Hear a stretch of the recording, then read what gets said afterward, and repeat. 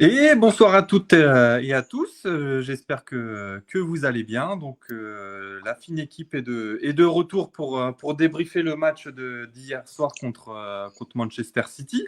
Donc, à mes côtés, on a Vincent. Salut Vincent. Salut Maxime, salut à tous.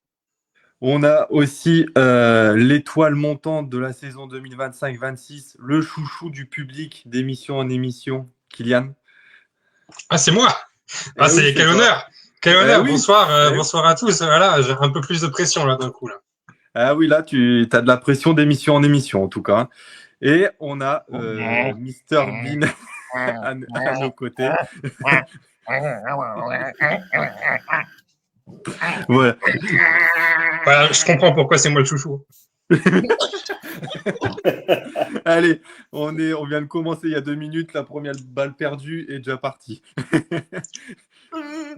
Voilà. Donc voilà. Bon, on a Franck à nos côtés. Salut Franck. Salut Maxime, salut Kylian, salut Laurie. Salut Francky. Voilà, bon, on est parti pour première étape, on débriefe le match de Manchester City. On parlera de la rencontre qui nous attend déjà samedi prochain contre Hambourg et on parlera brièvement de la sélection de la Mannschaft qui est tombée dans la journée en vous mettant l'équipe qui a été composée. Bon, on va en parler justement. On attaque directement le sujet. Du coup, la défaite hier contre Manchester City, 4-1. On va attaquer directement par la composition, comme d'habitude. Au niveau de la compo, alors au goal, toujours Kobel. Dans l'axe, Ben Sebaini, Schlotti, Anton, à gauche Svensson, à droite Ryerson. Dans l'axe, Nmecha, Sabitzer, à gauche Bayer, à droite Adeyemi. Et notre attaquant de pointe, Serhou Guirassy. Bon, une compo un peu attendue et Kovac est revenu un peu sur ses premières compos qu'il avait alignées. Sabitzer retrouve sa place au milieu de terrain. Tiens, Kylian, je te laisse commencer. Comme on avait fait un peu l'émission de présentation, on avait parlé un peu aussi de tout ça. Qu'est-ce que tu penses?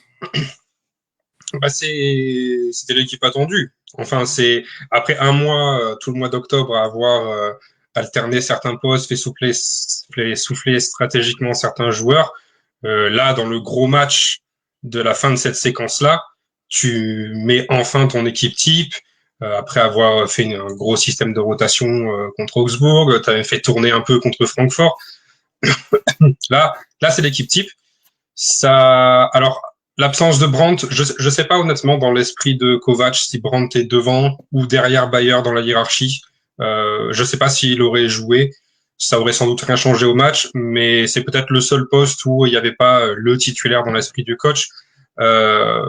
À noter quand même que Sabitzer, malgré le fait que c'est peut-être le milieu de terrain qui a le moins joué ce dernier mois, pardon, le mois d'octobre, c'est lui quand même que Kovac privilégie dans une rencontre de haut niveau à haute intensité. Schlotterbeck, incertain pour maladie, c'est ça. Tu le fais quand même débuter, mais ça c'était vu parce que je crois qu'il avait annoncé qu'Anselmino ne serait pas titulaire malgré ses qualités, etc. Donc ça dès la veille on le savait. Donc l'équipe attendue, hein, honnêtement pas surpris sur la compo. Ok, ouais, comme tu dis, c'était attendu. Vincent, toi, du coup, la compo? Bon après, non, oui, effectivement, équipe attendue, mais j'aurais pensé à Couteau à la place de Ryerson, même si Ryerson n'a pas démérité malgré la prestation de nos Youngs hier. Mais j'aurais préféré peut-être Couteau à la place de Ryerson pour ce match-là en tout cas. Ouais, bon, ce qu'on sait parce que Couteau a fait son petit passage à Manchester City aussi. Donc peut-être par rapport à ça. Franck, du coup, toi, la compo pour finir déjà sur ça? Pas de surprise, hein, qu'on pouvait attendre. Bon, après, avec Kovac, on peut toujours avoir des surprises. Mais bon, après, on va dire, c'est normalement l'équipe type toujours attendue, quoi, hein, je veux dire. Bon, après, ouais, je sais pas si on avait mis quelqu'un d'autre, ça aurait changé grand-chose, quoi. Je veux dire. Mais bon, bref. Mm. Ouais. Ouais. L'équipe type. Ouais, l'équipe type, voilà, comme on a dit. Bon, au niveau des blessés, il y avait Brandt qui avait des problèmes musculaires. Voilà, il a fait un match, donc c'était déjà trop. Et ensuite, on avait Zoule, toujours problème d'orteil. Donc voilà. Bon, puis après, la bouffe en Angleterre, elle est pas top. Donc, du coup, c'est pas le meilleur endroit. Et c'est vrai, comme tu l'as dit, Kylian dit en conférence de presse que Anselmino ne serait pas titulaire pour ce match et qu'il le laisserait sur le banc. C'est vrai que c'est un peu la surprise parce que c'est pas son genre, un peu à dire ce genre de propos en donnant des indices sur sa composition. Je lis le petit message de Joël, spécial pour toi, Franck. Il a dit petite news, Franck est le chouchou dans les EHPAD. Voilà. Comme ça, vous avez chacun vos chouchous. Écoute, Vincent, on va t'en trouver, t'inquiète pas. On va t'en trouver aussi des chouchous. On va faire comme d'hab, on sépare le match en demi-temps. Voilà. Donc, on va commencer sur la première période. Alors, ils nous ont fait espérer pendant 15 minutes. Et on est vite revenu à la réalité. Vincent, ton avis sur cette première période? Comme vous avez tous pu le constater, les 15 premières minutes étaient excellentes de la part de notre équipe. Et après, on s'est totalement liquéfié. J'ai envie de te dire, il n'y a pas vraiment grand-chose à dire après sur l'ensemble du match, mais on a été pris de court, je pense, aussi un petit peu par le but qu'on prend. Et après, on s'est totalement liquéfié. Voilà, on est revenu dans un Borussia Dortmund qui a peut-être atteint sur ce match-là son plafond de verre, je pense. Ouais, c'est ce que j'allais dire. Est-ce qu'on n'a pas un peu atteint les limites de cette équipe et des plans de Kovac? Donc, c'est vrai, comme tu l'as dit, on a espéré pendant 15 minutes qu'il y avait vraiment une structure de jeu qui était mise en place et une manière de presser et vraiment d'essayer d'attaquer. Alors, c'est vrai que je me suis fait un peu tacler sur le réseau quand j'ai dit que les 15 premières minutes étaient bonnes. Alors, je disais qu'elles étaient bonnes dans la façon, mais c'est vrai qu'on ne s'est pas procuré d'occasion, en fait. C'était de belles manières pour commencer. Franck, toi? Ouais, ça a bien commencé, on va dire 5 minutes, ça gardait le ballon, ça faisait bien circuler. On ne s'est pas procuré d'occasion. Pendant 15 minutes, on avait l'impression qu'on avait le match en main et qu'on craignait pas grand-chose. Et après, voilà, bref, quoi, je veux dire, c'était voilà, pas d'envie, rien, je sais pas, c'était terne, zéro, quoi. Alors, on y est allé pour perdre, c'est bien.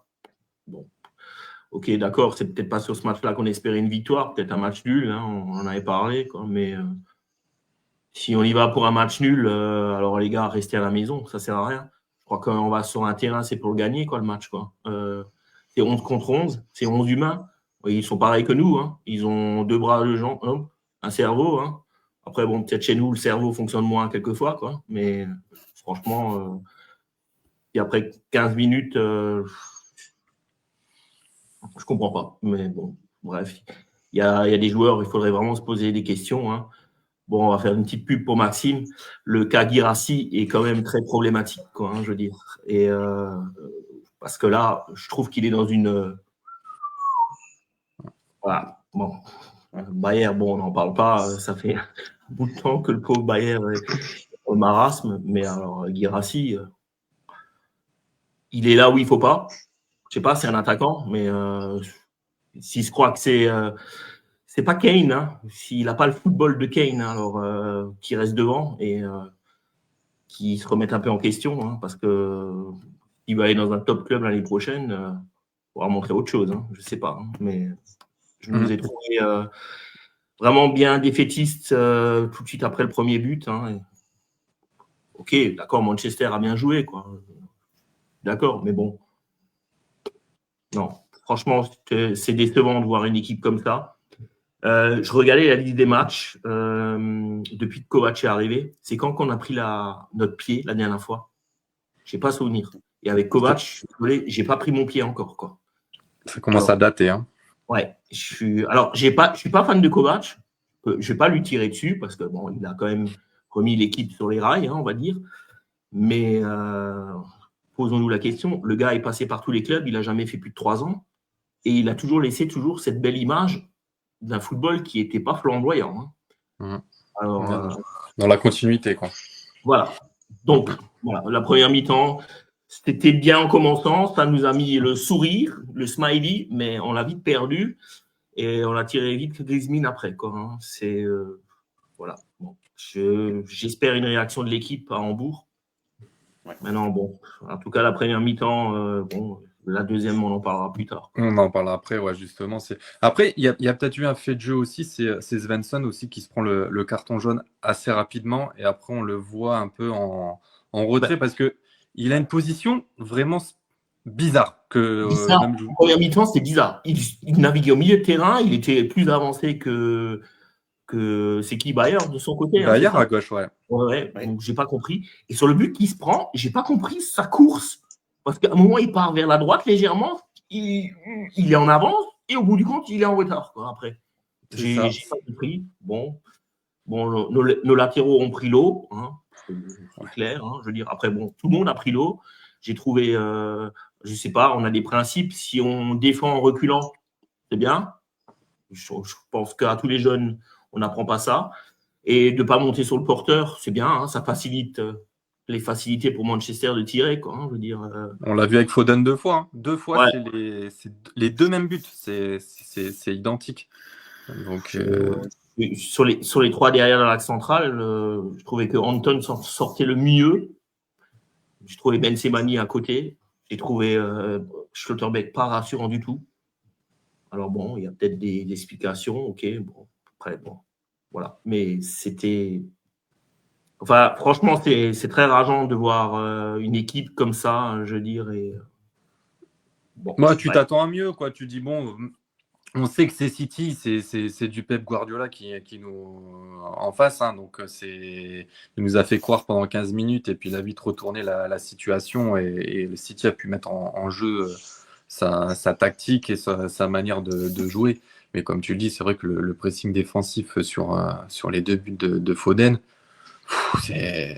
ça a montré, quoi, quand même. J'espère que sur les vidéos, Kovac, il va accentuer là-dessus. Au moins, ils sont 3. Au moins qu'il y en a un qui monte et les 2 axes sur les 2 autres repiquent un peu plus dans l'axe pour couvrir au cas où. Mais là, c'était... le premier but, hein, on le laisse. Hein, je veux dire, il fait ce qu'il veut. Quoi, je veux dire. Il a le temps de cadrer Quebel. Et Quebel nous en a sorti encore parce que 4-1... Sans Quebel, waouh, je veux dire. Avec une valise. Hein. Ouais. Avec une valise. Il y a avant de te donner la parole, du coup, Kylian, il y a un fait de jeu aussi, c'est Guirassy, à un moment où il fait une belle faute et le pied est quand même bien au-dessus de la cheville. Alors, moi, j'ai vu des joueurs prendre rouge, quelquefois pour moins que ça. Hein. Ouais, donc, ils s'en tirent très bien, ils ne prennent même pas de carton, hein. Rien du tout. Et c'est bizarre pourtant alors qu'il y a le VAR et tout qui sont là, mais c'est vrai qu'au ralenti, quand tu vois, tu te dis ça a dû piquer hein, sur le coup. Ouais. Donc Kylian, du coup, toi, la première période. Pourquoi, d'ailleurs. Eh ben, vous avez dit pas mal de choses que j'avais envie de dire. Déjà, l'entame de match, moi, je la trouve pas très bonne, en fait. Hein. Les 10 premières minutes où, effectivement, City ne joue pas, c'est City qui est très, très mauvais particulièrement. Les duels, oui, ils sont gagnés par Dortmund. La possession, elle est très, très vite récupérée par Dortmund. Mais, je veux dire, on découvre rien, en fait, de ça. On sait que cette équipe est capable de ça. Ben Sebaini, Schlotterbeck, Anton, pendant le premier quart d'heure, c'est des véritables rampes de lancement.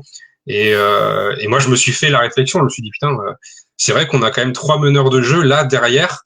Des vrais quarterbacks qui sont capables de faire des passes de 40 mètres et de trouver des espaces dans le dos des défenseurs. On a quand même de la chance d'avoir ces qualités de pied-là à ces postes-là. Pourtant, à la fin du premier quart d'heure, malgré le fait que City n'existe pas, t'as tiré qu'une fois. Et en fait, ça souligne... et franchement, je vous jure, hein, quand vous regardez le premier quart d'heure où Dortmund est extrêmement dominant, systématiquement, comment on cherche à mettre le ballon dans la surface? C'est tout le temps la même chose. C'est un centre. C'est très souvent de Ruerzon, parfois de Bayer. Moi, je vous le dis, j'en peux plus des centres. Voilà, moi, j'en ai marre. Je peux plus voir ça maintenant. Dès que tu sais qu'en fait, on va chercher l'espace sur un côté qui n'est pas du tout dangereux à un poteau de corner où le joueur peut rien faire d'autre que centrer, il centre et on s'attend à un miracle, et ce miracle il arrive de temps en temps parce que Kovac, c'est vrai que son jeu à Kovac, il a jamais été séduisant nulle part, même au Bayern, mais il a été efficace.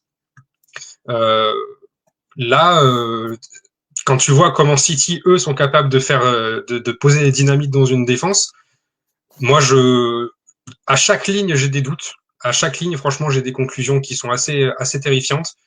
Mais la ligne offensive, c'est la pire de toutes. Parce que il y a un problème avec les joueurs. Il y en a beaucoup qui sont nuls, hein, vraiment.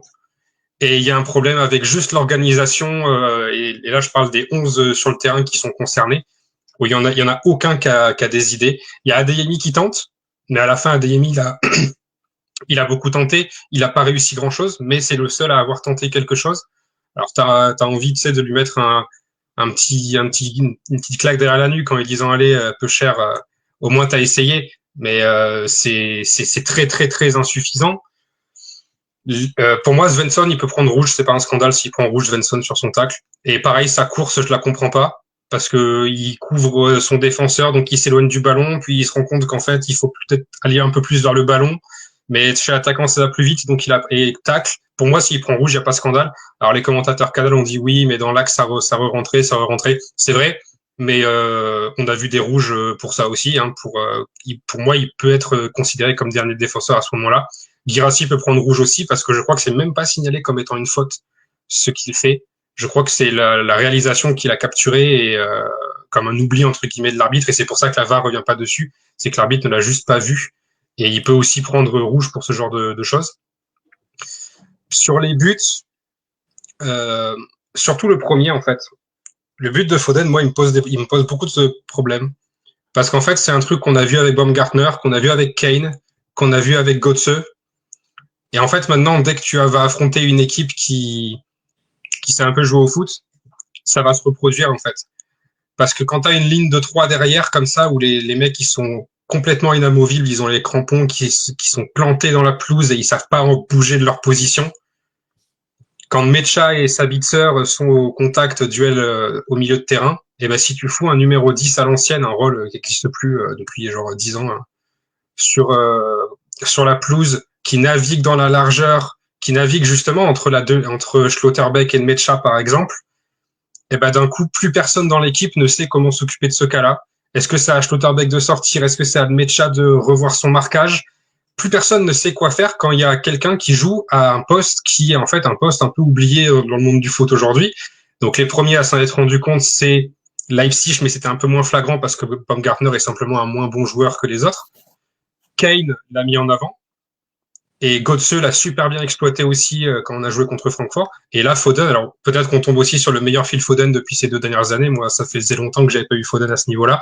Et c'est pareil aussi pour Savigno, qui avait complètement perdu son football. Il fait sans doute son meilleur match à Manchester City depuis qu'il lui est arrivé. Même Doku, il réussit. C'est un super joueur, mais il réussit un peu un match sur 2.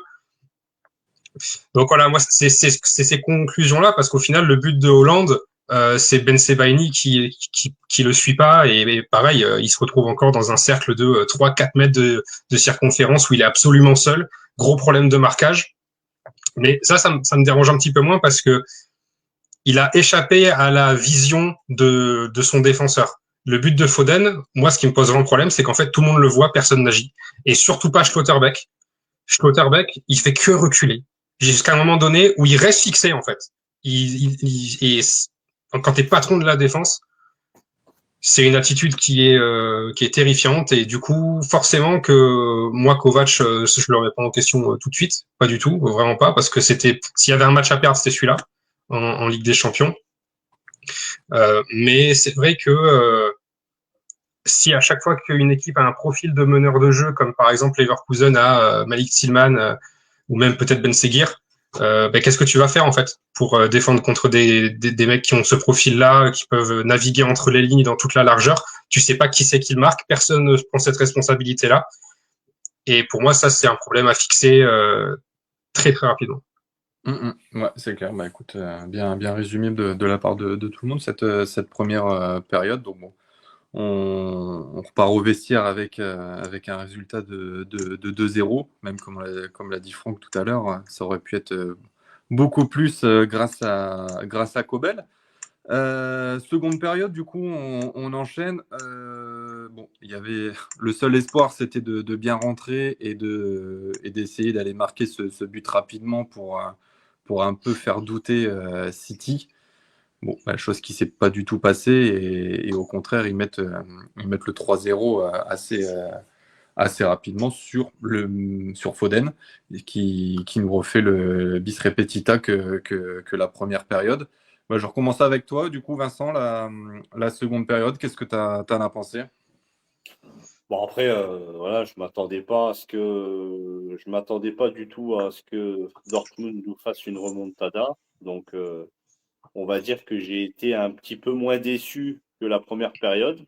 Parce que, on va dire que de manière générale, je m'attendais quand même à ce que Dortmund montre les crocs et s'en sorte bien sur ce match-là. Au pire des cas, un match nul. Mais au contraire, on est resté sur les mêmes notes que la première mi-temps, ou en tout cas les 30 dernières minutes de la première mi-temps, où on a pris l'eau totalement. Et bon, malgré le but de Anton, hein, du coup, hein, où, voilà, c'était, on va dire, pour sauver l'honneur, entre guillemets. Mais j'étais un petit peu moins, j'avais beaucoup moins d'espoir. Mais je suis en colère quand même sur l'ensemble du match de ce qu'on a pu montrer de nos qualités, parce qu'on en a des qualités. Effectivement, on a essayé avec Adeyemi, hein, qui a fait, on va dire, qui s'est, on va dire, un peu plus montré avec Kobel, parce qu'il ne faut pas l'oublier quand même, qui nous sauve quand même beaucoup de buts, enfin, beaucoup de potentiels buts de la part de Manchester City. Mais moi, je m'attendais quand même à ce que Dortmund fasse au moins match nul. Et je m'attendais peut-être même à une petite surprise sur ce match-là.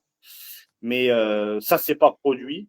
On a fait une prestation médiocre. Et j'avoue que je suis quand même en colère contre mon équipe sur ce match-là. D'accord. Ok. C'est vrai quoi, que Adeyemi, c'est vraiment le seul qui essayait, tu l'as dit aussi, Kylian, et bah, qui essayait et qui défendait aussi de manière un peu plus brusque sur les joueurs. Je veux dire, on le voit à un moment où il se bat, je ne sais plus, en seconde période, où il perd une fois le ballon, il repère une deuxième fois le ballon, mais il y retourne pour se battre. Donc ouais, Franck, du coup, la seconde période pour toi. Après, est-ce qu'il n'y a pas aussi un fait de jeu qui fait que quand Kovac fait ses 4 changements, on retrouve une équipe un peu différente et ça remet un petit élan aussi dans le cours du jeu? Moi, je pense surtout que City à 3-0 a un peu baissé de ton, hein, je veux dire, et nous a permis de marquer ce but. Et après, il y a eu un léger flottement où on aurait pu peut-être se mettre, si Choupo-Moting n'avait pas la vitesse que j'ai moi dans les sprints, nous mettre le 3-2, parce que, mon Dieu, qu'est-ce qu'il est lent sur cette action, mais pour y aller, quoi. Waouh, waouh, waouh. Mais il a mis du temps à se décider aussi à aller à la course. Hein. Ah, il ouais, y a bien, il part bien avec 3 secondes de retard sur s'il avait un petit peu plus d'instinct et confiance en sa vitesse, il part très très tardivement. Ouais, là, j'ai pas compris. Il dit stopper, il dit mais t'y vas, mon gars, ou t'y vas pas, quoi. Ouais. Et bon, bah, bref. Après, c'était trop tard, quoi. Hein. Comme dit Kylian, le démarrage, waouh. Mais non, ouais, léger sursaut, mais le constat est là. On est une équipe, je veux dire, pas top équipe. On est une équipe européenne un peu au-dessus, mais là, on a vu, quand tu joues contre des cadors, ben, chaque erreur se paye, et si tu ne vas pas à 100% toute l'équipe, ben, on n'a aucune chance, hein, je dirais. J'ai trouvé que la deuxième mi-temps était à l'image de la première, hein, je veux dire, il n'y avait pas de changement. Deuxième mi-temps, début de deuxième mi-temps, dans la mentalité, dans l'envie, rien du tout. On se prend le troisième but, je veux dire, comme le premier, je veux dire, où on laisse Foden tirer. Ouais, après, bon, je pense que City a un peu lâché. 3-0, ils se sont dit, bah, le résultat était fait. On met le 3-1 sur une belle action, du nouveau centre de Ryerson, hein, si j'ai bien vu. Oui. Et bon, bah, Hampton coupe bien la trajectoire. Et donc là, il y a eu un léger flottement pour City, mais bon, ça n'a pas duré longtemps non plus, quoi, je veux dire, mais on aurait pu en profiter quand même. Et on a eu les occasions. On a eu les occasions.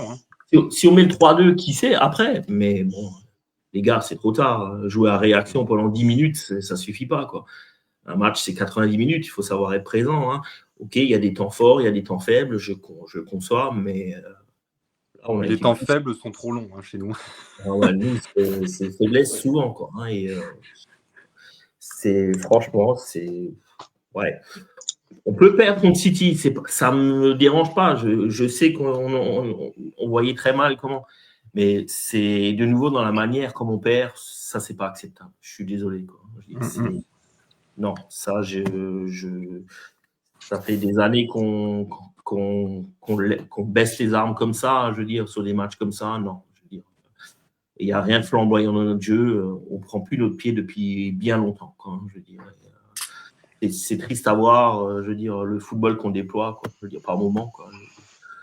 Et la seule constance depuis des années, c'est nos fans. Ah ouais, ça, on peut pas. Bon, après, comme vous l'aviez mis dans votre space, City, t'as autant aller dans un cimetière, c'est pareil. Hein. Il y a une ambiance phénoménale là-bas. Hein. Alors, phénoménale. On était à domicile. Hein. Bah oui, parce qu'on a entendu nos fans complets, quoi. Donc, ils étaient sur un parquage de 2000 à 3000, je crois, à peu près. Ouais, c'est ça. Donc, et ils vont, même à 3-0, ils ont toujours chanté. C'est une constance chez nous, il faut dire, nos fans. Mais c'est pas la constance de l'équipe. Mais ça rapporte pas de but, en fait, de gagner le match des tribunes. Ouais, ça c'est clair, c'est juste pour l'honneur, mais c'est vrai que l'ambiance elle est tiède. C'était déjà, je sais pas si vous avez vu au début le show, feu d'artifice, lumière et tout, très très USA. Ça rapporte pas de but, non, enfin pas directement parce que tu sais, j'ai eu beaucoup l'impression que on a eu, parmi tous les matchs que j'ai pu voir à domicile ou auxquels j'ai même pu assister à domicile, il y a eu énormément de buts de la part de notre équipe qui ont été un petit peu, on va dire, comment je pourrais expliquer ça Le 12e homme qui a aidé, quoi. Ouais, clairement. Et quand tu vois la prestation de nos fans et le remerciement qu'on a eu de la prestation de nos joueurs, il y a un monde phénoménal et c'est à la limite de l'irrespect. Ouais, c'est vrai que pour revenir à l'Etihad, c'était c'est un bon moment. Yann l'avait prévenu dans le truc et il avait totalement raison. C'était l'Etihad. Ouais, ce club s'est perdu de toute façon depuis des années, quoi. C'est plus un club. Mais de toute façon, c'est l'ambiance générale en Angleterre qui perd de plus en plus dans les gros clubs qui ont été rachetés. Il reste encore certains clubs où il y a de l'ambiance, mais c'était déjà, comme avait dit Kylian, le match n'était même pas sold out, complet, quoi. Tu avais tout le haut là-bas derrière, c'était des bâches. Là, ils ont mis des bâches, donc c'est quand même honteux. Je veux dire, c'est quand même une belle affiche, quand même. Je veux dire, c'est pour une soirée européenne, quoi. Je veux dire. Après, c'est vrai que tu avais Liverpool qui enchaînait derrière et tout, donc là, c'est sûr, ça va faire un sold out ou tout, mais bon, c'est vrai que c'était très triste. J'ai trouvé, moi en tout cas, j'espère toucher du bois que jamais qu'à Dortmund ça devienne ça et un tombeau vivant avec des momies qui regardent le match et qui, même là, au retour du vestiaire à la mi-temps, pendant 10 minutes, le stade, il est un quart vide, quoi. Tu vois tout, les mecs sont même pas revenus à leur chaise et tout, ils ont rien à foutre, quoi. C'est une autre ambiance.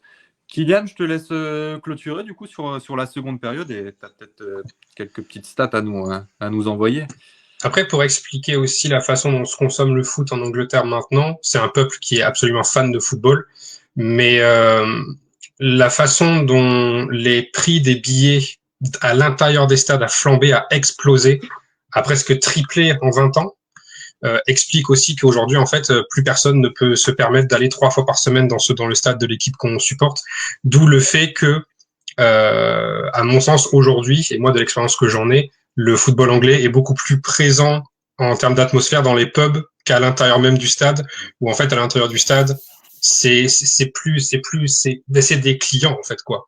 C'est des personnes qui ont les moyens de le faire et qui sont moins dans la tradition, qui la connaissent moins. Je connaissais pas l'état des pubs de Manchester ce soir-là, mais de manière générale, pour défendre un peu les ambiances en première ligue qui sont effectivement en chute libre, c'est parce que aujourd'hui les fans qui mettaient l'ambiance dans les stades anglais il y a de ça 20 ans, aujourd'hui n'ont plus les moyens d'accéder à ces sièges, et ça c'est un tout autre sujet. Et du coup, ils vont dans les pubs mettre l'ambiance. Et donc, si vous allez en Angleterre, passer par les pubs anglais un soir de match, c'est une expérience à vivre. Sur la deuxième mi-temps, en fait, moi, j'ai parlé de ce qui m'a dérangé défensivement. Ben Sebaini fait un très mauvais match, Schlotterbeck aussi. Anton a été un petit peu mieux, c'est vrai, mais moi, j'en veux beaucoup à Bayer et j'en veux beaucoup aussi à Adeyemi, parce que Svensson et Ryerson ont tous les deux pris un bouillon flamboyant pendant 90 minutes. À aucun moment, ni l'un ni l'autre ne sont allés les aider, en fait. Quand tu vois que Svensson ne gagne pas un duel contre Savigno et que Ryerson prend le bouillon contre Doku, Adeyemi, jamais de la vie, il va aider Ryerson. Et Bayer, il va jamais aider Svensson, en fait. Il les laisse en 1 contre 1 en permanence. Et même si, effectivement, peut-être qu'on a vu le meilleur Manchester City depuis 1 an et demi, moi je le pense. Ça faisait longtemps qu'on n'avait pas vu City à ce niveau-là. Dans la camaraderie, dans l'esprit de groupe, les deux, en fait, je les ai sentis vraiment abandonnés, quoi. J'ai trouvé que Bayer avait peur de lâcher son poste. Adeyemi aussi. Alors Adeyemi s'est plus distingué offensivement, et dans les efforts défensifs qu'il faisait, c'était parce que lui perdait la balle. Ce qui est bien dans l'attitude, tu perds la balle, tu te défonces pendant 12 secondes pour la récupérer. C'est un principe de jeu. Mais par contre, pour aller donner un coup de main à Ryerson sur le côté, il était jamais là. Et Mecha, c'est pareil finalement. Mecha, il a jamais désaxé sa zone pour aller donner un coup de main sur les côtés où on prenait le feu. Après, lui, il avait quelqu'un à son marquage aussi pour sa défense. Et enfin, Sabitzer, est-ce que quelqu'un a vu Marcel Sabitzer sur le terrain? Non. Il était complètement absent, et c'est l'une des stats les plus intéressantes que je vais avoir. C'est le nombre de touches de balle de Sabitzer. Il est revenu faire le fantôme. Alors, voilà, il revient à cette période. Sabitzer, en 66 minutes, il touche 31 ballons. Donc, c'est le joueur de l'équipe qui en touche le moins. Il y a personne qui touche moins de ballons que lui. Et à titre de comparaison, Chan, quand il rentre à la 60e, qui fait une plutôt bonne entrée, honnêtement. Moi, j'ai trouvé ça sympa. Et au-delà du fait que c'est plaisir de le revoir, j'ai trouvé que il a amené une sérénité qui nous a fait du bien, sincèrement. Et ben lui, il en touche 32, en fait. Il touche un ballon de plus que Sabitzer en jouant 1 heure de moins, quoi. Donc ça me fait poser en fait la dernière question que je voulais emmener, parce que donc il y a eu l'organisation défensive qui pour moi n'est pas liée au profil. Je trouve qu'on a 6 défenseurs centraux qui sont tous les 6 de haut niveau. Pour moi, c'est vraiment tactique qu'il y a un souci quand on te met un électron libre et que personne ne sait qui doit le suivre. Ça, c'est un problème tactique. Devant, j'ai dit qu'il y avait les deux. Il y a des problèmes au niveau des profils. Pour moi, Bayer, il a ajouté. Brandt aussi. Et Chukwuemeka et Silva, aujourd'hui, tu peux pas compter sur eux. Et ça fait trop de joueurs. Et Duranville aussi, d'ailleurs, pardon. Donc, en fait, ça fait trop de joueurs sur qui tu peux pas compter. Guirassy est mauvais en ce moment, mais ça reste un serial buteur, mais ça met juste en lumière des choses que j'ai essayé d'expliquer depuis le début de la saison sur lui. Et Adeyemi, pour le coup, lui, je vois le potentiel, mais il y a clairement un manque de qualité devant, et il y a un manque aussi au niveau de l'organisation tactique. Toujours vouloir créer le danger par le centre. Saga, c'est des équipes qui jouent le maintien, hein, qui ont cette organisation offensive là, quoi. Donc pour moi, là, il y a les deux. Et par contre, au milieu de terrain, il y a un problème de personnel. Parce que en dehors de Nmecha, qui fait plutôt un bon match, on va dire que c'est un des moins pires, Sabitzer, dès que le niveau s'élève un peu, il disparaît complètement, et c'est exactement pareil pour Gross, parce que quand il est rentré, franchement, on l'a pas vu. Et le dernier qui te reste, c'est Bellingham, qui est peut-être finalement des trois celui qui a montré le plus de bonnes choses sur le terrain, mais il est trop jeune, il a trop peu d'expérience. Tu peux pas espérer d'un gamin de cet âge-là qui sauve un navire qui est à la dérive, tu vois, c'est pas possible. Donc pour moi, il manque quelqu'un. Il manque vraiment un titulaire, en fait, à côté de Nmecha. Et Et je sais pas si ça va se résoudre au mercato hivernal, mais je pense que Gross et Sabitzer, c'est certainement pas l'avenir, et je croise les doigts pour que ce ne soit plus le présent, en fait, ni pour l'un ni pour l'autre, parce que quand on va affronter les Leverkusen 2 fois en décembre, je mets ma main à couper que les deux seront mauvais. Mais c'est sûr et certain que les deux feront pas un bon match. Ensuite, sur le but de Foden, voilà, copier-coller. Encore une fois, il reçoit la balle, il a 5 mètres d'espace autour de lui pour en faire ce qu'il en veut. Cherki, alors Cherki, il a beaucoup de talent, il n'y a pas de souci, mais son talent principal, c'est certainement pas la résistance physique. Pourtant, quand il perce dans l'axe de la défense, il n'y en a pas un pour le stopper.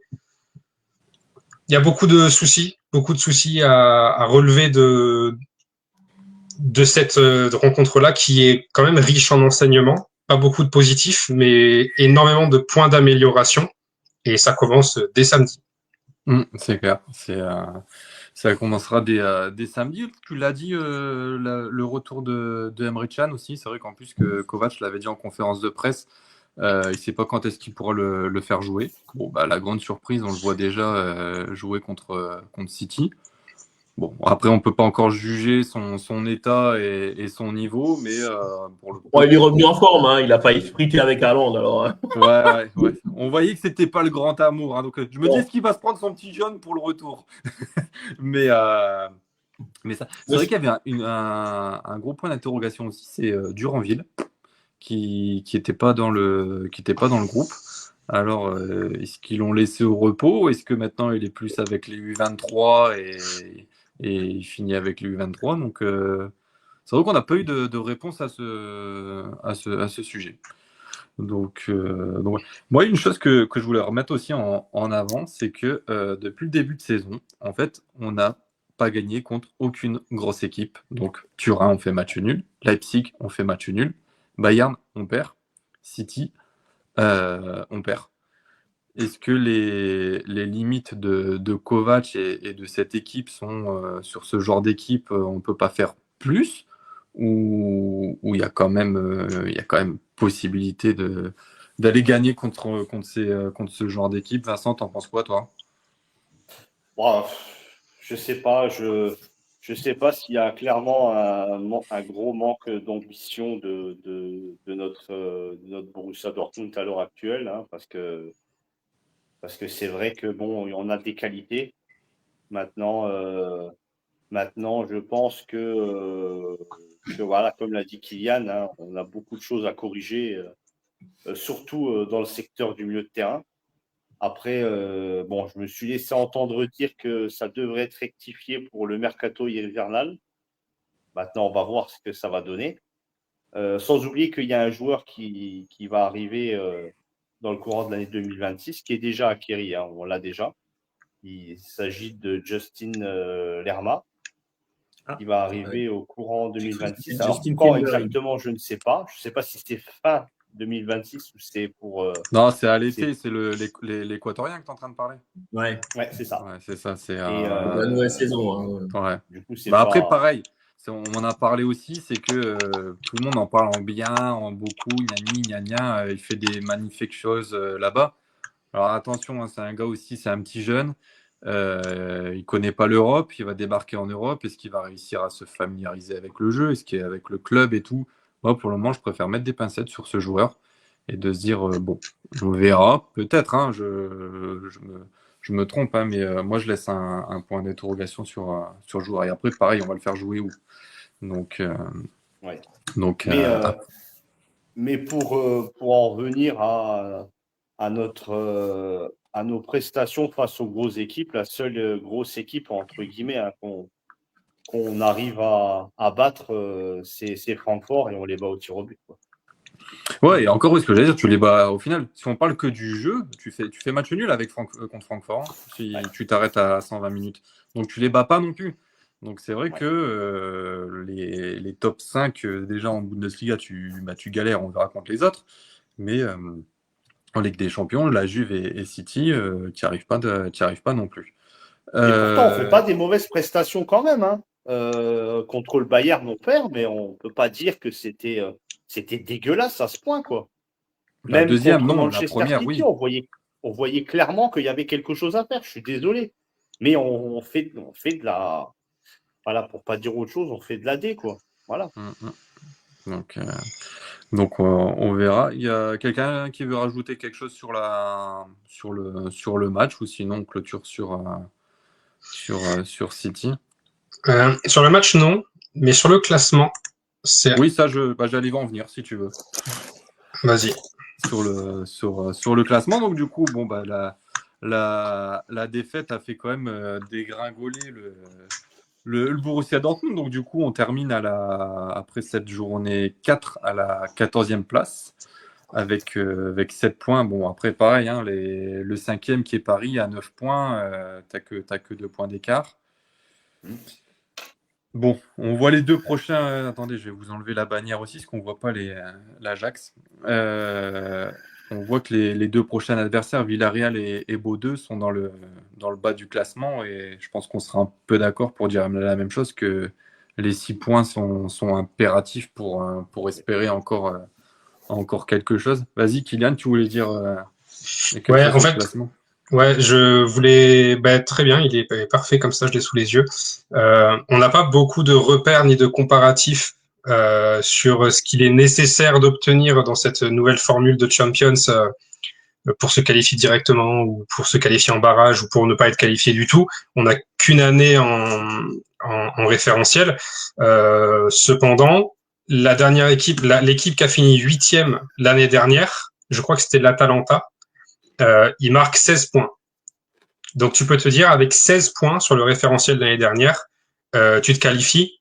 Pour moi, 16 points là, c'est déjà inatteignable. C'est déjà trop tard en fait. On paye très très cher le 4-4 à la Juve du coup. Par contre, le 24e, qui était, je sais pas si c'était pas le PSG, le 24e, ils finissent avec 11 points. 11 points, si tu bats Villarreal, qui est dans une forme absolument horrible, et si tu bats Bodo Glimt, et tu peux le faire parce que c'est chez toi, tu as déjà dépassé le seuil des 11 points, donc il est probable qu'on atteigne les barrages, sachant que l'Inter, qui est a priori intouchable, hein, moi je les voyais pas du tout à ce niveau-là, l'Inter, honnêtement, cette année. C'est la même équipe depuis depuis le siècle dernier, ils sont encore là, c'est fou. Mais ils ont fait le 4 sur 4. Et Tottenham, qui est une équipe assez imprévisible aussi, je pense que on peut viser assez nettement les barrages. Mais par contre, le top 8, la cadence, pour moi, on a déjà loupé le train pour le top 8. Ouais. Du coup, est-ce que le top 8, on peut dire que ça sera quasiment jamais atteignable pour le Borussia Dortmund? Parce que c'est vrai que hier, je regardais, mais tu mets déjà le Bayern, le PSG, tu mets déjà deux clubs anglais, tu mets Barcelone, Real, tu es déjà à 6. Il te reste deux places. Après, tu as toujours un club qui va faire la surprise, un club italien en plus. Bah, tu as déjà ton top 8. Est-ce Ouais, que, tu mais vois, bon, de toute façon, je pense que j'apprends à personne ici que Dortmund n'est pas parmi les 8 meilleures équipes d'Europe, en fait. Euh, ça coule de source, quoi, tu vois. De toute façon, on regarde le top 8 là, actuellement. La moitié du top 8, c'est la première ligue. C'est quand même dingue. Et après, t'as le champion d'Allemagne, t'as le finaliste italien de l'année dernière, t'as le champion d'Europe, et t'as le club le plus titré de l'histoire, le Real Madrid. Donc, Dortmund est nettement en dessous de tout ça. Donc, prendre une place de barragiste, être le plus haut possible quand même pour avoir un adversaire favorable dans les barrages. Mais après, c'est relatif parce que tu me diras, si on fait 4-3 à la Juve, là on est à 10 points, on est à la même hauteur que Manchester City, on est devant le PSG, c'est pas du tout le même discours. Mais dans l'absolu, effectivement, c'est mission quasi impossible, hein, le top 8. Hein. Le niveau est tellement relevé en fait. c'est ça, ouais. Donc, à mon avis, ça sera un top 24 un peu chaque saison quand on sera qualifié en Ligue des Champions et je l'espère chaque saison. Vincent, toi, du coup, sur le classement? C'est un classement, on va dire, oui, c'est vrai que maintenant, quand on voit un petit peu, là, c'est vrai que j'ai l'impression que c'est quand même encore un petit peu prématuré pour en parler, pour voir encore un petit peu comment ça va se passer. Moi, j'avais vraiment prévu et j'avais vraiment espéré, et j'avais parié hein, aussi que on serait dans le top 8 à la fin du coup de cette phase de ligue. Bah, chips de Mais, travers. mais alors, on sera parmi les barragistes. Hein. Ça, pour moi, il n'y a aucun doute possible là-dessus. Enfin, en tout cas, je l'espère. Hein. Mais Mais ça me déçoit parce que c'est vrai que voilà, le premier match qu'on fait contre la Juventus, si on n'avait pas déjà pris 2 buts en l'espace de 5 minutes, il me semble, hein, on serait peut-être déjà devant le Paris Saint-Germain, comme l'a dit Kylian, si mes calculs sont bons aussi. On n'aurait pas 10, après, mais 9. bon. Hein. On n'aurait pas 10 points, on aurait 9 points. Parce qu'il On sera à 9, t'en auras 2 en plus. Ouais. Ouais. C'est que 2 en plus. Et voilà, après on affronte Villarreal. Bon, Villarreal, vu les résultats qu'ils font, je pense qu'il y a clairement possibilité de les battre. Bodo Glimt, pareil, même s'il faut se méfier. De toute façon, il faut se méfier de toutes les équipes. Hein. Mais après, voilà, Tottenham, ce qui risque d'être un petit peu plus compliqué, hein, parce que je les ai vus jouer. On va dire que c'est presque de la même école que Manchester City.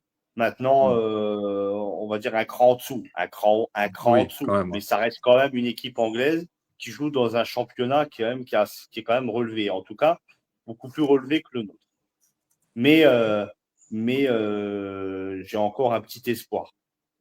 Et on a l'avantage du calendrier par contre, hein. Parce qu'honnêtement, là jouer Villarreal et juste après Bodo Glimt, puis Tottenham, et au final peut-être que le match contre l'Inter, on verra hein, comment tout ça sera passé, mais peut-être que le match contre l'Inter sera pas si important que ça, dans le sens où le top 8 sera peut-être déjà inaccessible, tout en étant déjà qualifié dans le top 24. On a un calendrier qui nous est favorable pour une fois. Ouais, bah écoutez, on va voir. Moi, je trouve qu'il faudra vraiment faire attention, c'est Villarreal et Bordeaux, parce que eux vont jouer leur survie. Donc, ils sont capables de tout donner durant ces 2 matchs.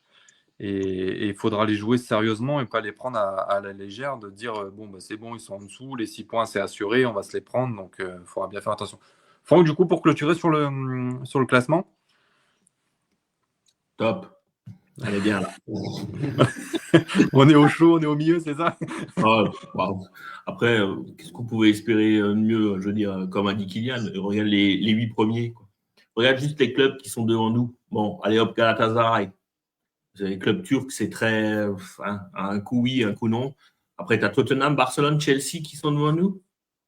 Bon, qu'est-ce qu'on peut nourrir de mieux, quoi, hein, je veux dire. Ok, si on avait gagné à la Juve, qui aurait dit qu'on aurait gagné à la Juve, hein, je veux dire. Voilà. Bon, on serait un tout petit peu mieux. Mais, ouais. C'est très dur d'être dans les 8 premiers. Hein.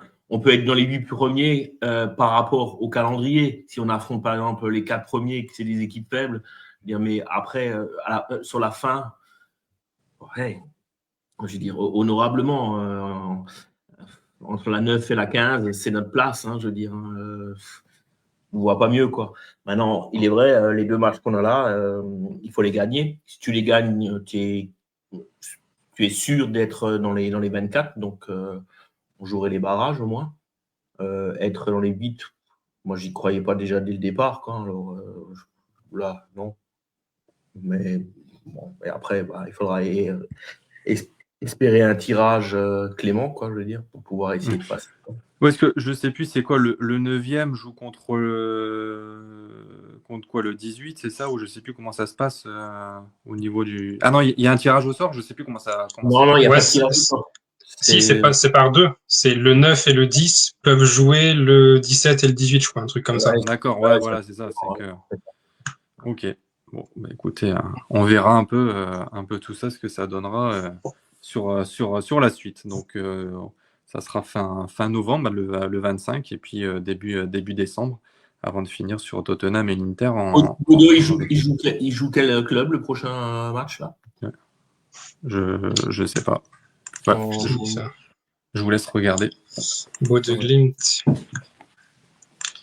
Je te dis ça. Il joue la Juve à domicile. Ouais, tout à fait. Ils accueillent la Juventus. Ouais, bon, donc voilà. Parce que eux, il faut savoir que leur championnat sera fini fin novembre. Hein. C'est-à-dire quand nous on les jouera, ils ont déjà 10 jours d'arrêt, quoi. Pas de match, de compétition officielle dans les pattes, quoi. Wow, alors Bodo, c'est quand même. Là, c'est la Juve. Après, c'est Dortmund. Après, c'est City. Et après, c'est l'Atlético Madrid. Ouais. Eux, ils ont été. Eux, c'est le spectacle avant tout chez eux. Hein. Sacré calendrier. Maxime est parti, d'accord, très bien. Qui nous laisse. Et le dernier match de Bodo, c'est en championnat, c'est le 30 novembre. Hein. Après, ils ont compétition et ils jouent le prochain match contre nous le 10 décembre. Ouais, après, en fait, ils font que de la Ligue des Champions. Ouais. Et Villarreal, je sais pas comment ça se passe pour Villarreal en Liga en ce moment. Parce que c'était pas trop mal à un moment donné. Ils ont disparu des radars. Ah, on a perdu Vincent. Bah, on t'a perdu toi, il est parti, je pense. Il sait plus qui est dans le fait. Ah, je vous entends plus. Ah merde. Ah bah, il n'y a plus personne maintenant. Bah non, moi je suis là, moi ça va, je suis. Vous m'entendez? Oh, je suis là. Hein. Ouais, on t'entend, On Maxime. Moi, ça. Il fallait pas partir, Maxime. Ouais, t'es parti, t'as fait quoi? T'as répondu à un appel? Ouais, c'est ça, c'est sa sœur qui l'a appelé. Ah, putain, je vous entends plus, fait chier. Bah, nous, on t'entend. Hein. Est-ce qu'on va continuer sans Maxime?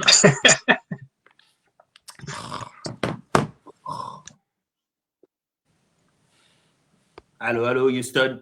Ah bah, il est plus là. Et moi, Ah, vous bah, m'entendez? ouais, Oui. Hein. Ouais, bah, moi je suis très bien avec vous en tout cas, je me sens bien. Voilà. Vous m'entendez? Oui. Oui. Ah, je vous entends pas. Vous m'entendez? Attends. Qu'est-ce qu'il nous a fait comme manip? Il est parti. Ça y est, il est reparti. Il est reparti. Ça doit être la même merde que moi. Je pense qu'il est en train d'ouvrir 150 fois la même page en fait. Il faut qu'il retourne sur la première. Ah, Mais moi je peux pas lui écrire. Je vous entends. Tu nous entends? Ah bah oui. Et bah, je suis Bah de retour. non. Ah bah, merde. Ah merde. Il est de retour. Moi je voulais Voilà. continuer sans toi, mais bon, ok, faisons avec.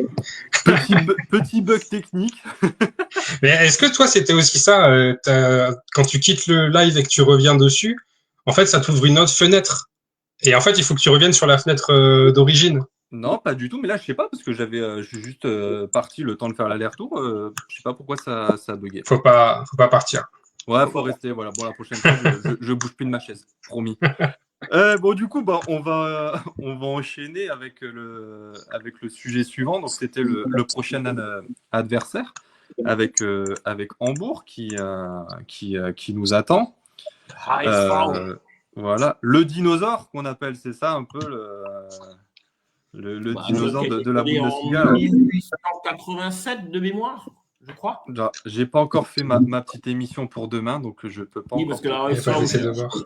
le RSA, où je connais un peu. Alors, on va voir si je suis bon encore en Hambourg. Ouais. Bon, bah, pendant ce temps-là, je continue.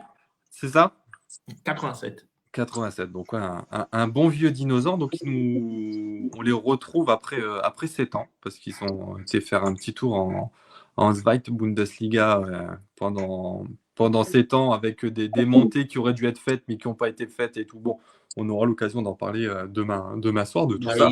Je crois sur les barrages, alors, sur les 7 ans où ils sont en D2, ils font 3 fois 3e ou 4 fois 3e et 3 fois 4e. Hein. Donc, ouais. C'était une montée difficile et enfin sur la. Parce qu'en plus, je crois que c'est eux qui finissent deuxième, non? Derrière. Ils font deux. Ouais. Ils perdent le titre à la dernière journée. Ils perdent le titre, ouais. Voilà, alors qu'ils étaient en tête. C'est ça. Donc, du coup, on est sur un Hambourg qui est sur 2 victoires, 2 nuls et 5 défaites. 13e au classement. Donc, un adversaire normalement prenable. Et Franck, qu'est-ce que tu attends un peu de cette rencontre contre Hambourg? 3 points obligatoires. 3, il se mouille. Ah bah, après, je donne jamais de pronostic, mais il faut 3 points, je suis désolé. Si tu veux rester dans le peloton de tête et dire qu'on est encore une top Mannschaft de la Bundesliga, il faut gagner. Parce que si on perd, et j'ai pas regardé qui y aura comme autre match, je veux dire, voilà, non. Donc, Leverkusen joue à domicile contre Heidenheim, pas une surprise. L'Union Berlin reçoit le Bayern. Bon, Ouais. Après, Stuttgart-Augsbourg. Bon, ok. Et Francfort reçoit Mainz. Bon. Et Leipzig, je n'ai même pas regardé. Qu'est-ce qu'ils font, eux? Ils vont jouer à Hoffenheim. Ah ouais, C'est un sacré match quand même, parce que ça joue à Offenheim. Ouais. Et surtout, le plus intéressant, ce sera le top 8 du samedi soir, c'est Mönchengladbach-Cologne, quoi. Donc, un sacré derby, quoi. le Ouais. derby, ouais, ça c'est Ouais. clair. Ouais. Mais non, 3 points et 3 rien points, d'autre. ouais. Et avec la manière, quoi. On notera, je dirais, allez, moi je me souviens de 2 événements contre Hambourg, parce que ça fait quand même, comme dit Maxime, depuis un temps qu'on les a pu jouer. Un but qu'on a marqué, le solo de Rosecki, quand il part seul. Et il lève les bras à la fin. Il lève les bras à la fin, ouais. Et du côté d'Hambourg, le coup franc de 40 mètres de Çalhanoğlu qui va mystifier Weidenfeller, quoi. Donc, Et la réaction de Klopp. Ouais. Donc, c'est des souvenirs. Après, bon, Hambourg, comme on a dit, c'est un dinosaure. C'est un club qui a coexisté fin des années 70 et début des années 80 en termes de palmarès. Ils ont une Ligue des Champions. Ouais. Ils gagnaient 1-0 contre la Juventus en 83, si je m'abuse. Ouais, je pense.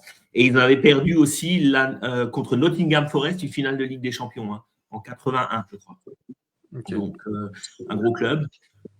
Des entraîneurs qu'on a eu en commun. Alors, je ne vais pas vous faire la colle, mais il y en a quand même 3 communs à partir de 2000 qui sont 2000. Ouais. À partir de 2000, je ne vais pas aller au-delà parce que je sais qu'il y a que des petits genoux. Il n'y a que des genoux. 3 entraîneurs communs. Enfin, communs. Oui, parce que les 3 ont, on peut dire, entraîné ou co-entraîné, quoi. Ah. Ouais. Alors, il y en a un qui vous ne pouvez pas louper. Il nous a produit un football dégueulasse avant Klopp. Je ne sais pas. Et qui a été joueur au ASV, Thomas Doll. Ok. A été entraîneur au ASV et à Dortmund. Un autre qui a été entraîneur aussi à Dortmund, qui n'est pas allemand, mais qui est hollandais. Bert van Marwijk, qui a été entraîneur chez nous et à Hambourg. Et un qui a été adjoint à un moment et qui a fait l'intérim à Hambourg et qui a été joueur à Dortmund. Je ne crois pas du ASV. Otto Addo. Ah oui, c'est vrai, oui. Otto Addo, ouais. Voilà. Ah oui, exact. C'était la petite il est où lui maintenant d'ailleurs? Qu'est-ce qu'il fait maintenant lui? Otto Addo, je crois qu'il est allé entraîner le Ghana. Ouais, il est au Ghana. Oui, il est au Ghana, ouais. Il entraîne, ouais. C'est pour ça qu'il avait quitté le club. Le club l'avait libéré pour qu'il. Voilà. Est-ce qu'il avait fait il est né en intérim pendant quelques temps, ça avait bien fonctionné, et puis après, ils sont pas en Coupe du Monde? Ah, je ne sais pas. Si, ils y sont en Coupe du Monde. Je crois qu'ils se sont qualifiés, ouais. Donc, pour revenir à Hambourg, on est donc il y a quand même eu 115 matchs entre les deux équipes, donc 46 victoires pour Dortmund, 28 nuls, 41 défaites. Donc, ça reste quand même une des rencontres qui ont été quand même assez partagées entre les deux équipes. Bon, depuis quelques années, un peu moins quand même. On est quand même sur 5 victoires de suite pour Dortmund, mais il ne faut pas oublier que c'était quand même notre bête noire de 2012 à 2016, parce que durant toute cette période, on a fait seulement une petite victoire, sinon c'était des défaites ou des matchs nuls. Donc, et la victoire, c'était au Weserland 3-1, à domicile, match d'ouverture. Voilà, écoute, tu vois, je ne l'avais pas noté, mais je m'en doutais que tu allais t'en souvenir. Au niveau des joueurs entre les deux équipes, il n'y a pas eu grand monde. Bon, il y en a quand même eu 2 que j'ai retenus. Franck, tu les as ou pas? Moi, je les ai. Ah, ouais. Bon, les 2. Mais après, c'est les années 2008-2009. Donc, c'est un peu plus vieux. Je peux comprendre. Alors, on a un international croate, exact? Tout à fait. Qui commence par M et qui finit par P. Enfin, non, son prénom, c'est un M. Le nom, c'est un P. Vous avez trouvé? Petric. Bien, Kylian. Bien joué, Kylian. Mladen Petric, oui, tout à fait. Et un deuxième? Il commence par M aussi? Tout à fait. Et après, le nom, c'est Z? Tout à fait. Zidane. Mohamed Zidane. Ouais. Alors, Zidane. petite histoire. ces deux joueurs ont une histoire commune. Mladen Petric jouait chez nous. Klopp n'en voulait pas. Je ne sais pas pourquoi, parce que Mladen Petric a été un joueur, moi je le trouvais très bon. Hein. Et Klopp voulait à tout prix rapatrier Mohamed Zidane. Donc on a échangé Petric contre Zidane et on a encore eu un peu d'argent avec, quoi, je veux dire. Ok, ouais, c'était la petite histoire. Bah, tu me l'as devancé. Désolé. Ouais, on mais gagne bon. le titre, on gagne la Meisterschaft avec Zidane. Hein. Bah, il était dans l'équipe encore, ouais, de la. Oh, je suis plus sûr. Avec Klopp, hein. Si.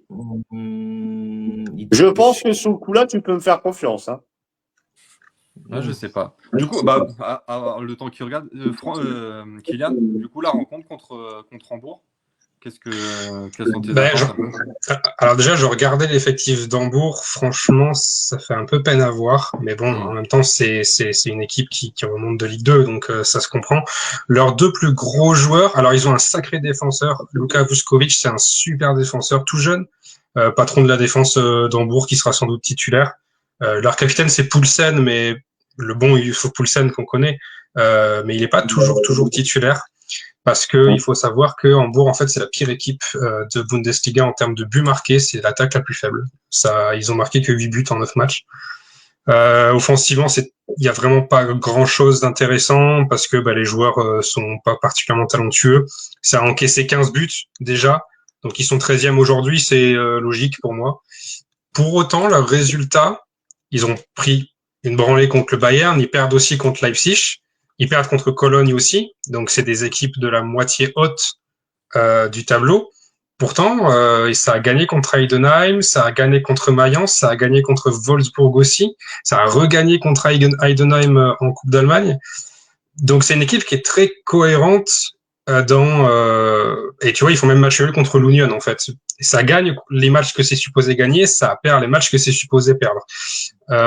Maintenant, leur vrai meilleur joueur pour moi, il sera pas sur la pelouse parce qu'il est suspendu. C'est Fabio Vieira. C'était un peu leur numéro 10, même s'il joue un peu sans numéro 10, mais c'est leur meneur, on va dire, technique, qui est en prêt d'Arsenal.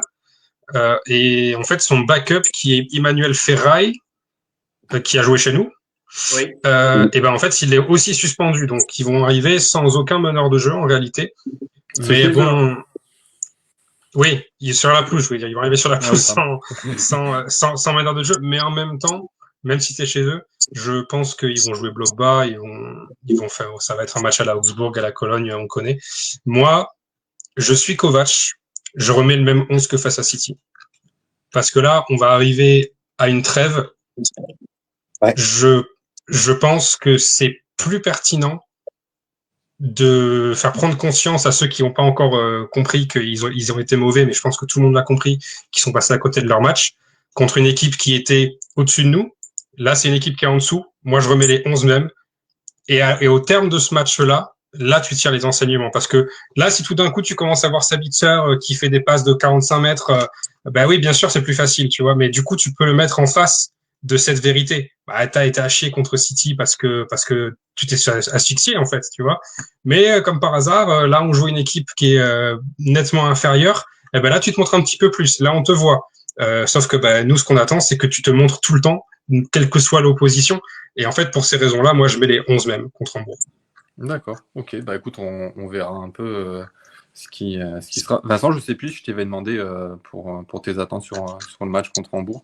Non, mais je peux mais participer. vas-y, je savais plus si j'avais commencé par toi, c'est pour ça. Non. Alors, d'un point de vue personnel, déjà pour commencer, je suis quand même content de revoir Hambourg en Heinz. Après, maintenant, je suis aussi très très hypé par la rencontre parce que Hambourg, c'est quand même un club que j'apprécie d'un point de vue personnel, que j'apprécie, d'accord. Et ils ont une superbe ambiance, ils ont un super beau stade, club historique. Je pense que Franck, il va plutôt être dans mon sens à ce niveau-là. Maintenant, c'est sûr que ces dernières années, ils ont fait que de la faille. Donc maintenant, face à nous, ça risque d'être très très très compliqué. Par rapport à mes attentes, les 3 points. Les 3 points, ils sont déjà normalement faciles à prendre pour nous sur le papier. Ils sont impératifs pour pouvoir rester en course. La confiance, reprendre de la confiance. C'est pour ça que je rejoins Kylian à ce qu'on reprenne le même 11 que face à Manchester City. Il est impératif vraiment pour nous de reprendre cette confiance et surtout reprendre un niveau de jeu correct, et pour ça, je pense que Kovac aura énormément de choses à dire hors terrain, c'est-à-dire dans le vestiaire, et je sais pas quels vont être ses mots. J'espère qu'il a des arguments. J'espère qu'il saura donner la motivation à notre équipe pour pouvoir donner une prestation beaucoup plus convaincante que face à Manchester City. Ouais, là, il y a besoin de reprendre un élan et de remettre du positif un peu dans cette équipe après le résultat à City. Donc, puis bon, surtout qu'après, on arrive sur une trêve internationale de 15 jours. Donc, ça peut laisser ruminer dans les têtes avec 2 défaites d'affilée si on ne s'impose pas à Hambourg.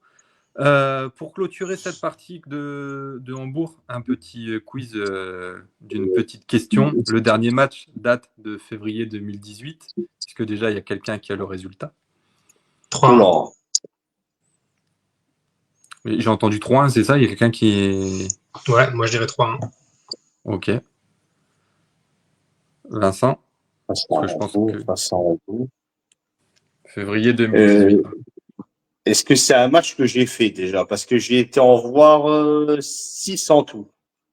J'en sais rien, ça je peux pas t'aider. C'était à domicile? Oui, le dernier était à domicile, ouais. On en met 4, je crois. Non, c'est pas ça. Franck? C'est 1-0? Non, c'était 2-0. Ah. 2-0. Est-ce que vous vous souvenez des buteurs? 2018. Il n'y a pas un Batshuayi? Tout à fait. Premier Batshuayi, ouais. Ouais, mais il faut demander Wiki Frankie, c'est bon. Alors après, je sais que un c'était Batshuayi, ça je sais. Mais alors l'autre, allez, Christian Pulisic peut-être? Non. Non, parce qu'il est sur une passe décisive. Par contre, je crois que c'est sur Batshuayi. J'avais lu. Donc, ok. Vincent? Attends, le deuxième, qui ça peut être? Attends, dans l'équipe, qui avait qui en 2018? Waouh! William Weigl, non? Non, par contre, il était titulaire, tout à fait, mais c'est pas lui. Allez, Kylian. Attends, 2018, ça doit être un de ses rares buts. Attends. Götze. Ouais, c'est ça, Batshuayi et Götze. Et la passe décisive, c'est Pulisic, c'est pour Batshuayi. Hein. Voilà, c'est sur Batshuayi. Ok, j'avais lu que ça. Et l'entraîneur à ce moment-là, notre super entraîneur qu'on aime tous, 2018. C'est Bosch, Peter Bosch. Et non, parce que c'est en février 2018. Ah, donc c'est Stöger. Tout à voilà. fait. C'était l'homme à casquette. Donc voilà.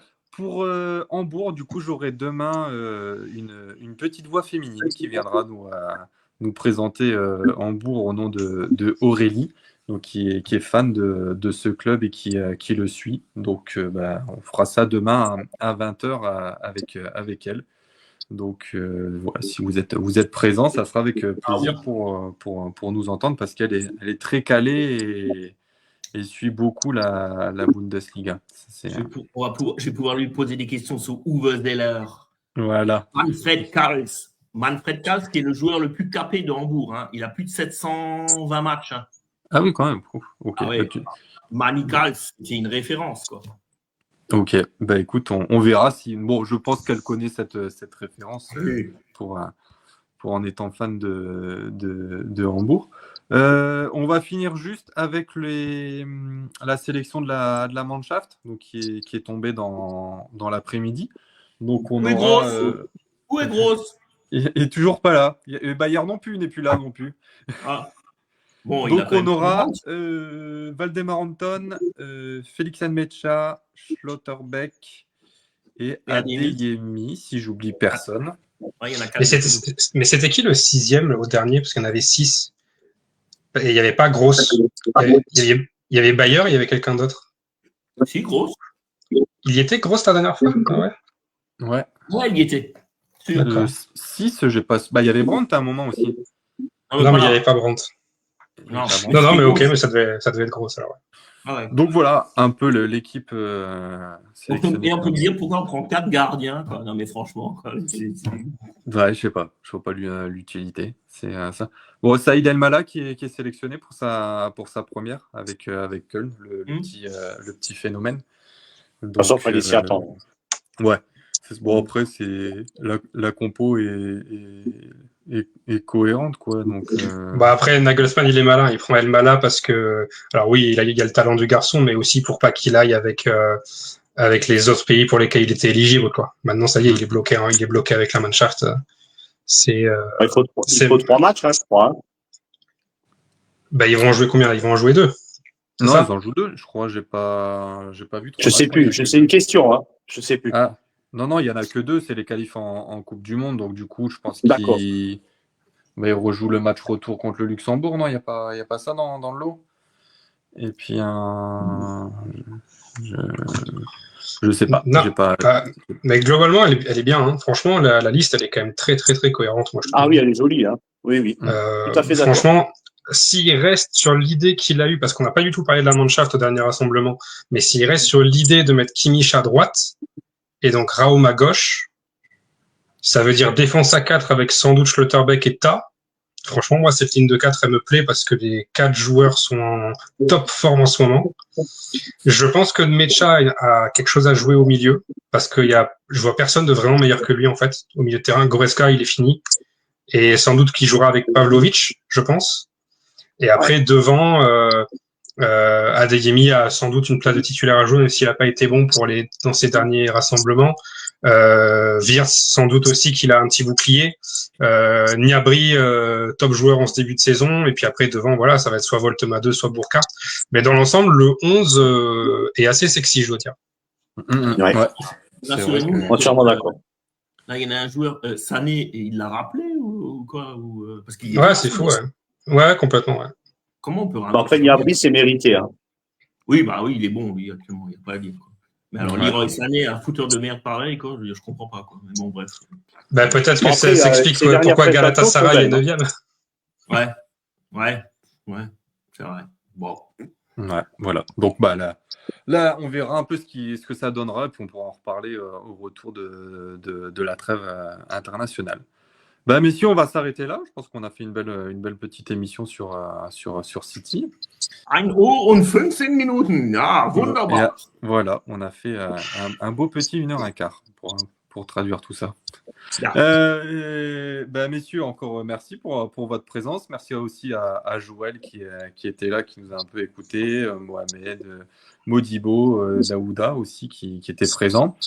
Et je vous souhaite une bonne soirée. On se revoit du coup nous dimanche soir à 20h si tout le monde est dispo. Et puis moi demain à 20h aussi, mais avec Aurélie pour présenter Hambourg. Bonne soirée messieurs. Et puis petit message de fin. Tchuss. Tchuss. Au revoir.